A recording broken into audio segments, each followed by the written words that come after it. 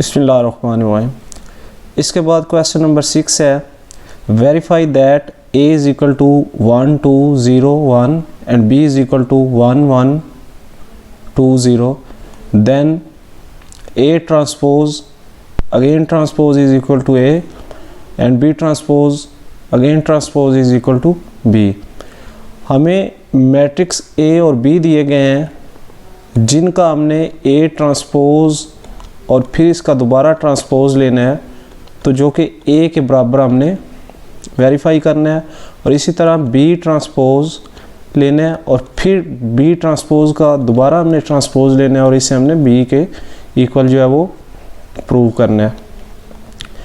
देखते हैं अपने क्वेश्चन को। क्वेश्चन नंबर 6 के पहले हिस्से को हम देखते हैं।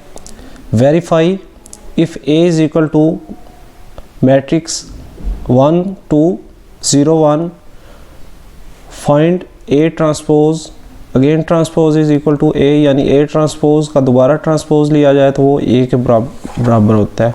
सबसे पहले हम मैट्रिक्स a जो है इसका ट्रांसपोज फाइंड करते हैं। ये जो मैट्रिक्स a दिया गया है इसका हम ट्रांसपोज लेंगे।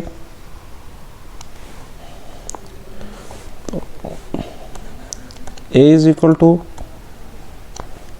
1 2 0 1, ट्रांसपोज लेंगे। अब a का ट्रांसपोज लेंगे तो ट्रांसपोज फाइंड करने के लिए इसकी रोज़ को हमने कॉलम्स के अंदर चेंज करना है। तो पहली रो जो है ये, इसको पहले कॉलम के अंदर हम तब्दील करेंगे, जो कि पहला एलिमेंट पहले आएगा 1 और दूसरा एलिमेंट बाद में आएगा 2। इसी तरह दूसरी रो जो है इसको दूसरे कॉलम के अंदर हम चेंज करेंगे, तो ये हमारे पास आ जाएगा 0 और 1।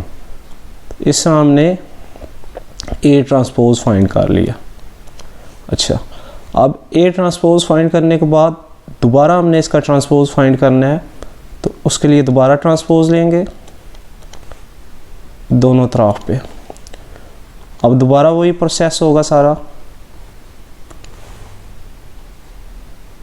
पहली रो जो है उसको पहले कॉलम के अंदर चेंज करेंगे हम 1 0, और दूसरी रो जो है उसको दूसरे कॉलम के अंदर चेंज करेंगे 2 1।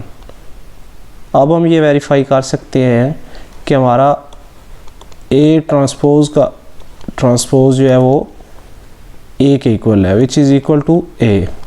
तो यहाँ से आप देख सकते हैं कि a ट्रांसपोज का अगेन ट्रांसपोज जो हमने लिया वो a मैट्रिक्स के इक्वल है। ये एक वेल नोन रिजल्ट है कि a transpose again transpose is equal to a, यानी कि कोई भी मैट्रिक्स जो होता है उसका अगर ट्रांसपोज लिया जाए और दोबारा उसका ट्रांसपोज लिया जाए तो असल में असल मैट्रिक्स के बराबर आ जाता है। असल में होता ये है कि सबसे पहले जब हम ट्रांसपोज लेते हैं तो रोज़ को हमने कॉलम्स के अंदर चेंज करना होता है। ट्रांसपोज लेने से हम रोज़ होती हैं उनको कॉलम में चेंज कर देते हैं, और अगेन जब हम इसका ट्रांसपोज लेंगे तो ये जो कॉलम होंगे या रोज़ जो होती हैं वो दोबारा जो है वो कॉलम्स के अंदर तब्दील हो जाती हैं। तो ये a ट्रांसपोज अगेन ट्रांसपोज जो है वो a के इक्वल आ जाता है। इस तरह हम कह सकते हैं कि ये a के इक्वल है।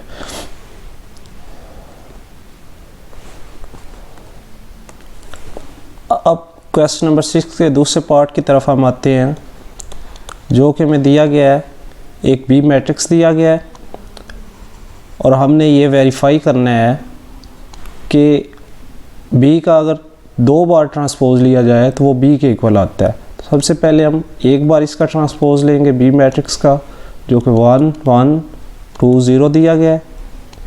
इसका ट्रांसपोज लेते हैं। अब ट्रांसपोज लेने के लिए इसकी रोज़ जो है उनको कॉलम में चेंज कर देंगे, या रोज़ और कॉलम्स को इंटरचेंज करना भी ट्रांसपोज कहलाता है।